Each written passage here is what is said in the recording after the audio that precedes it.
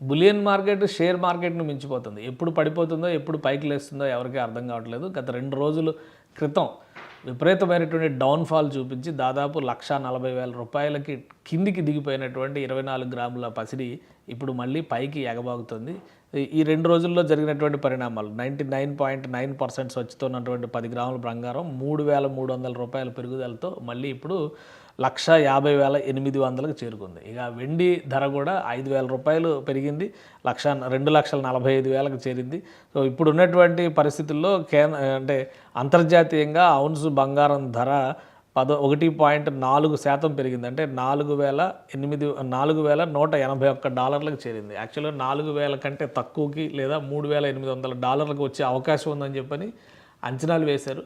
కానీ మళ్ళీ 4,000 మార్క్‌ని దాటి పైకి వెళ్ళింది. కాబట్టి బంగారం ధరల్లో స్వల్ప పెరుగుదల నమోదవుతూ వస్తుంది. ఇది ఎన్ని రోజులు ఉంటుందనే చెప్పలేం. వీకెండ్ ఎఫెక్ట్ కూడా అయ్యి ఉండొచ్చు. మళ్ళీ మండే మార్కెట్స్ ఓపెన్ అయ్యేటప్పుడు ఎలాంటి పరిణామాలు జరుగుతాయనేటువంటి ఆసక్తి బులియన్ మార్కెట్ మీద ఇన్వెస్ట్ చేసేటువంటి వారందరికీ ఉంది.